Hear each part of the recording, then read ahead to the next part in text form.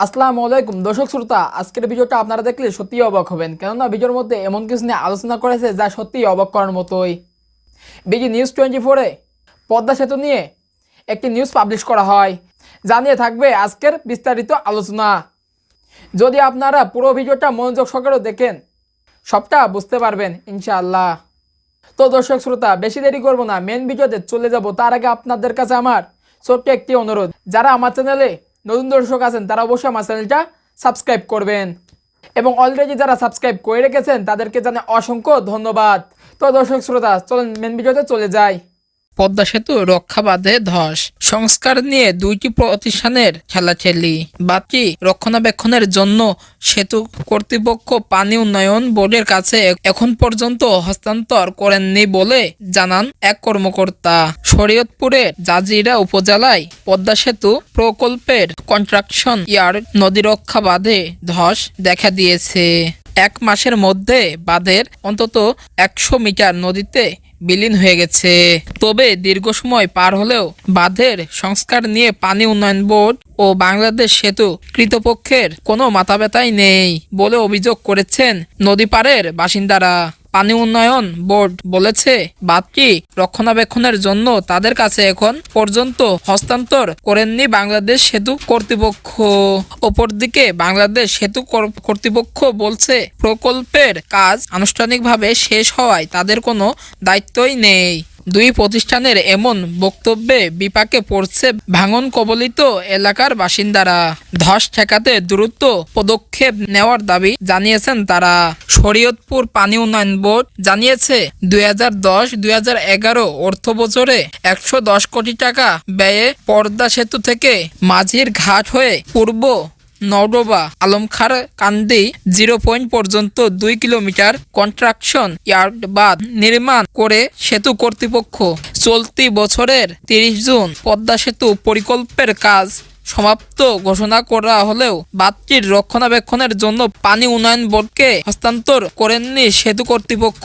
স্থানীয়রা জানান, 3 নভেম্বর বাঁধের জাজিরা উপজেলার নওডোবা ইউনিয়নের মাঝিরঘাট এলাকার অবৈধভাবে বালু উত্তোলনের ফলে হঠাৎ ধস শুরু হয়েছে।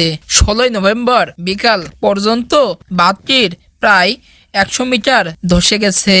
এতে কনক্রিটের সিসি ব্লকগুলো নদীতে তলিয়ে গেছে। এছাড়া এলাকার আশপাশে দেখা দিয়েছে ফাটল। এ ঘটনার পর বাংলাদেশ সেতু কর্তৃপক্ষ, পানি উন্নয়ন বোর্ড ও প্রশাসনের কর্মকর্তারা ঘটনাস্থল পরিদর্শন করেছেন, কিন্তু 1 মাস পেরিয়ে গেলেও বাঁধের ধস ঠেকাতে এগিয়ে আসেননি সংশ্লিষ্টরা। ধস ঠেকাতে এরই মধ্যে মাঝিরঘাট এলাকায় মানববন্ধন কর্মসূচি পালন করেছেন এলাকাবাসী।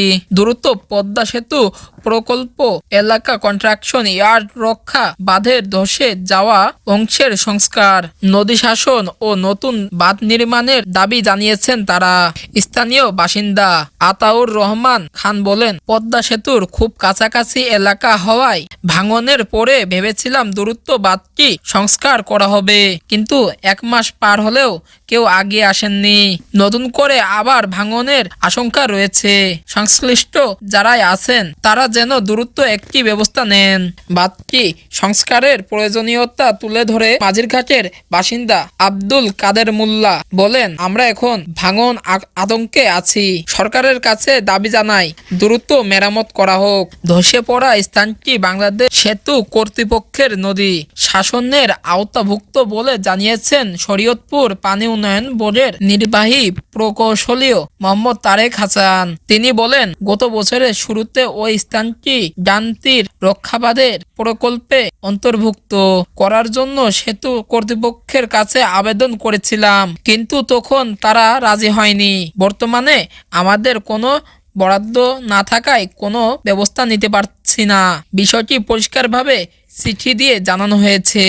এদিকে ধসে পড়া স্থানটি বাংলাদেশ সেতু কর্তৃপক্ষের অধিগ্রহণ করা এলাকার নয় বলে দাবি করেছেন স্থানটির তত্ত্বাবধায়ক প্রকৌশলী মোহাম্মদ শারফুল ইসলাম সরকার। তিনি বলেন, তৎকালীন সদস্যের BM মোজাম্মেল হক সুপারিশে প্রকল্পের ওই স্থানে বাঁধ নির্মাণ করা হয়েছিল। আমরা অধিগ্রহণের বাইরে নদীতে কোনো কাজ করি না, সেখানে কাজ করে পাইব। এ ব্যাপারে পানি উন্নয়ন বোর্ডের সঙ্গে যোগাযোগ করা হয়েছে, তারা ব্যবস্থা নেবেন বলে সেতু কর্তৃপক্ষের ওই কর্মকর্তা। তো দর্শক শ্রোতা, আশা করছি পুরো ভিডিওটা মনোযোগ সহকারে দেখেছেন এবং ওখানে যা বলা হয়েছে তা নিশ্চয়ই বুঝতে পেরেছেন। আজকের ভিডিও এ পর্যন্তই। পরবর্তী ভিডিও না আসা পর্যন্ত ভালো এবং সুস্থ থাকবেন। আল্লাহ হাফেজ।